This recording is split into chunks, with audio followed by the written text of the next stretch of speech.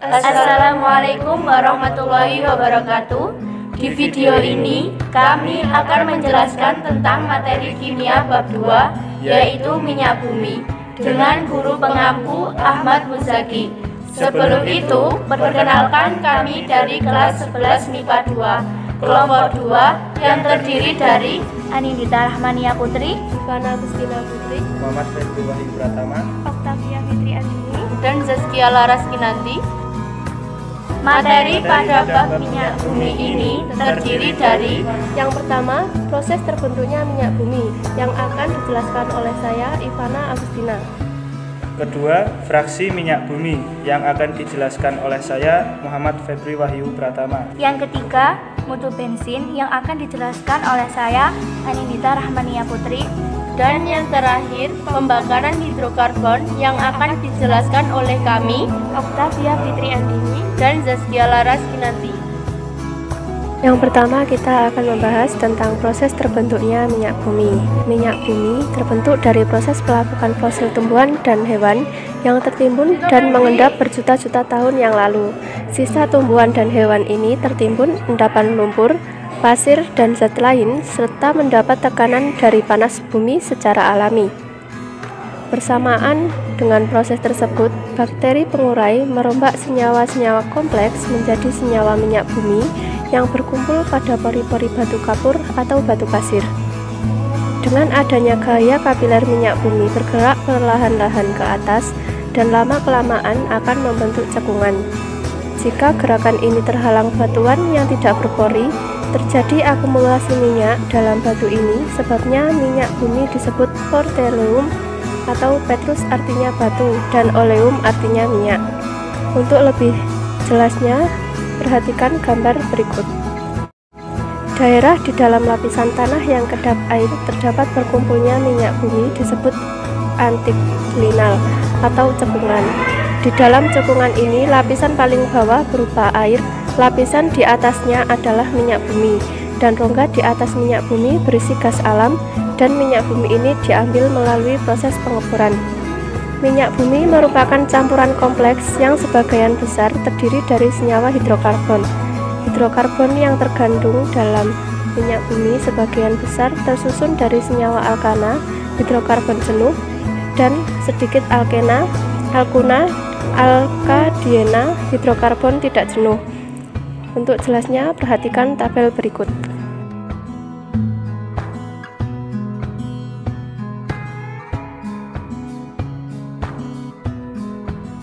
Yang kedua yaitu fraksi minyak bumi. Fraksi-fraksi yang diperoleh dari destilasi minyak bumi adalah campuran hidrokarbon yang mendidih pada trayek suhu tertentu.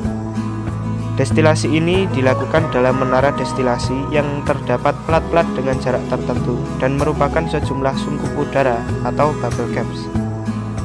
Proses di dalam menara tersebut diawali dengan memumpahkan minyak mentah yang telah dipanaskan sampai suhu 340 derajat Celcius ke menara destilasi. Di dalam menara tersebut, sebagian minyak mentah akan menguap dan bergerak melalui bubble caps. Sebagian uap mencair dan mengalir melalui pelat sehingga terpisah dari fraksi lain. Uap yang tidak mencair terus naik ke atas dan akan mencair sedikit demi sedikit sesuai titik didihnya, sampai akhirnya diperoleh fraksi-fraksi minyak bumi berdasarkan titik didihnya dalam fraksi gas-gas. Skema penyulingan minyak bumi. Pertama-tama, minyak mentah dipanaskan dan akan menguap dan bergerak ke atas melalui sungkup udara. Sebagian uap ada yang mencair dan mengalir melalui plat-plat sehingga terpisah dari fraksi lain. Uap yang tidak mencair akan terus naik ke atas dan akan mencair sedikit demi sedikit sesuai titik didihnya, sampai akhirnya diperoleh fraksi minyak bumi sebagai berikut. Di plat yang paling atas menghasilkan fraksi gas, di bawahnya menghasilkan petroleum ether, di bawahnya lagi menghasilkan bensin atau gasolin, kemudian di bawahnya nafta atau bensin berat, kemudian minyak tanah dan aftur, kemudian solar dan minyak diesel, kemudian pelumas atau oli, kemudian minyak bakar, kemudian parafin dan lilin, dan terakhir menghasilkan fraksi aspal. Perhatikan tabel berikut. Fraksi gas, jumlah atom C-nya 1-4, titik didihnya min 160 derajat sampai dengan min 30 derajat Celcius. Kegunaannya sebagai bahan bakar dan sumber hidrogen. Kemudian ada fraksi protelium ether, jumlah atom C-nya 5-6, titik didihnya yaitu 30-90 derajat Celcius. Kegunaannya sebagai pelarut. Kemudian ada fraksi bensin atau gasolin, jumlah atom C-nya 6-12, titik didihnya 70-140 derajat Celcius. Kegunaannya sebagai bahan bakar. Kemudian ada nafta atau bensin berat, jumlah atom C-nya 6-12, titik didihnya 140 sampai dengan 180 derajat Celcius. Kegunaannya sebagai zat aditif bensin.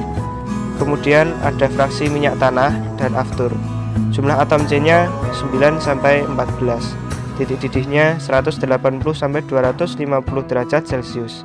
Kegunaannya sebagai bahan bakar rumah tangga dan mesin pesawat. Kemudian ada fraksi solar dan minyak diesel, jumlah atom C-nya 12 sampai 18, titik didihnya 270 sampai dengan 350 derajat Celcius. Kegunaannya sebagai bahan bakar diesel dan industri.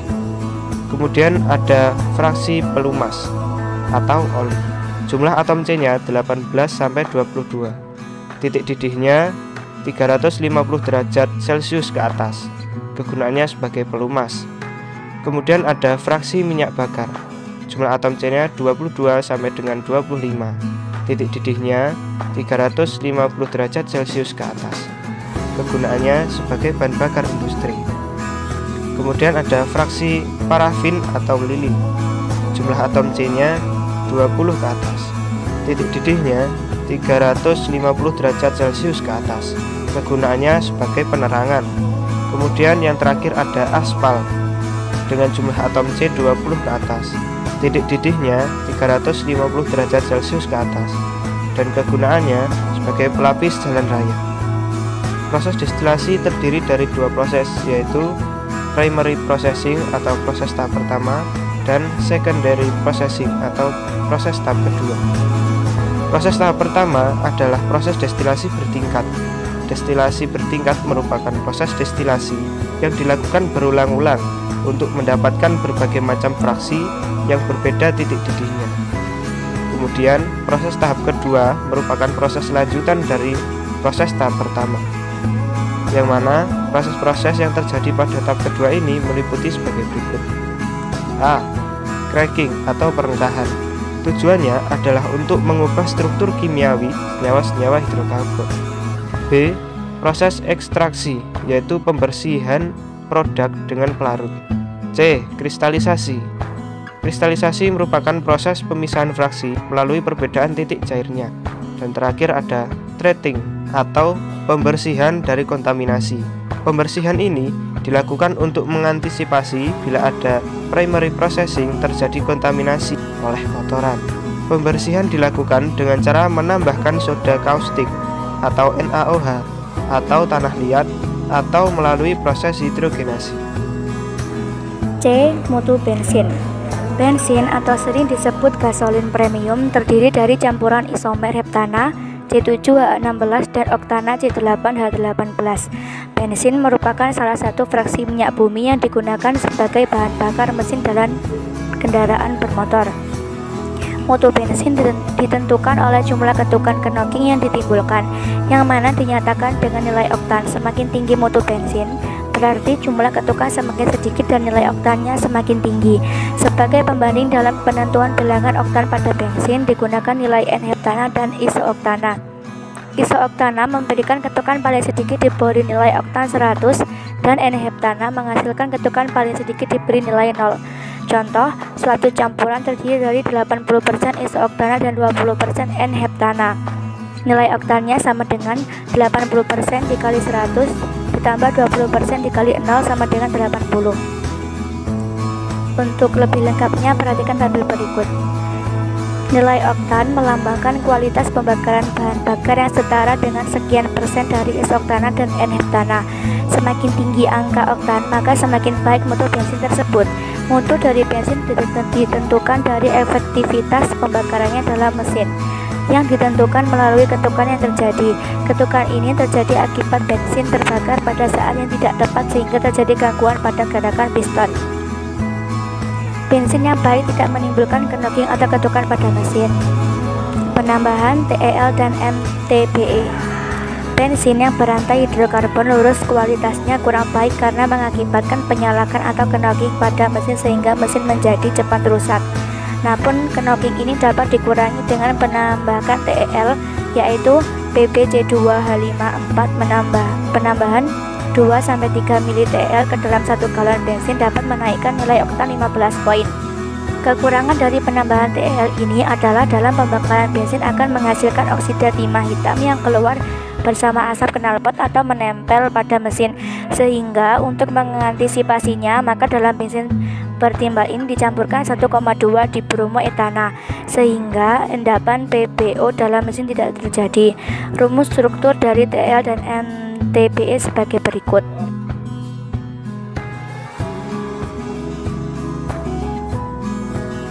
Yang keempat yaitu pembakaran hidrokarbon. Dalam pembakaran hidrokarbon terdapat pembakaran sempurna dan pembakaran tidak sempurna. Pembakaran sempurna artinya hidrokarbon terbakar dengan oksigen dan menghasilkan karbon dioksida dan air. Persamaan reaksi umumnya adalah C(X(Hy) ditambah dalam kurung X ditambah Y per 4 kali O2 menjadi XCO2 ditambah dalam kurung Y per 2 kali H2O. Pembakaran tidak sempurna artinya bila tidak ada oksigen yang cukup untuk membakar bahan bakar sepenuhnya menjadi karbon dioksida dan air. Persamaan reaksi umumnya adalah ZCXHY ditambah Z kali dalam kurung X per 2 ditambah Y per 4 kali O2 menjadi Z kali XCO ditambah dalam kurung Z kali X per 2 kali H2O. Nah, ada juga dampak pembakaran hidrokarbon. A. CO2 karbon dioksida. 1. Gas yang tidak berwarna dan tidak berasa. 2. Tergolong gas rumah kaca sehingga peningkatan kadar gas CO2 di udara dapat meningkatkan suhu permukaan bumi, terjadilah pemanasan global. B. CO atau karbon monoksida. 1. Gas yang tidak berwarna, tidak berbau, dan tidak berasa. 2. Bersifat racun, menimbulkan rasa sakit pada mata, saluran pernafasan, dan paru-paru. 3. Bila masuk ke dalam darah melalui pernafasan, gas ini bereaksi dengan hemoglobin dan membentuk karbonsi hemoglobin atau COHB. C. Partikulat karbon. Partikel karbon padat percemaran udara yang berada di udara bersama-sama dengan zat lain, biasanya bercampur dengan asam hasil pembakaran. D. Timbal atau PP. Tingginya kadar timbal di udara mengakibatkan tingginya kadar timbal di dalam darah. E. Oksida belerang. 1. Dapat larut dalam air hujan menyebabkan terjadi hujan asam. 2. Belerang dioksida yang tersisa pernafasan bereaksi dengan air di dalam saluran pernafasan membentuk asam sulfit yang dapat merusak jaringan dan menimbulkan rasa sakit. F. Asbut. Asam kabut NO. 1. Menyebabkan berkurangnya daya pandang. 2. Irisasi pada mata dan saluran pernafasan. 3. Menjadikan tanaman layu. 4. Menurunnya kualitas materi. 3. Cara mengatasi dampak pembakaran bahan bakar. A. Melarang dan mengurangi penggunaan bensin yang mengandung timbal PP. B. Pemeliharaan alat pembakar knalpot kendaraan yang menghasilkan proses pembakaran yang sempurna. C. Memperhatikan kualitas bahan bakar Makin baik kualitas bahan bakar, makin baik daya bakarnya sehingga akan mengurangi polusi. D. Mengganti bahan bakar dengan bahan bakar alternatif yang ramah lingkungan. E. Menurunkan kadar sulfur sehingga pada saat pembakaran mengeluarkan sulfur oksida lebih sedikit. F. Menggunakan bahan bakar alternatif yang membakar lebih bersih dari bensin dan minyak diesel yang berupa campuran berwawasan lingkungan. Campuran ini merupakan formulasi ulang yang menurunkan daya penguapan sehingga menurunkan konsentrasi benzina dan komponen beracun lainnya. G. Memperbaiki mutu kendaraan bermotor, sehingga diantaranya dengan mengembangkan sarana untuk memanaskan katalis sehingga mesin kendaraan dapat hidup lebih cepat dan pencemaran berkurang. H. Menggunakan baterai sebagai sumber tenaga penggerak kendaraan bermotor. I.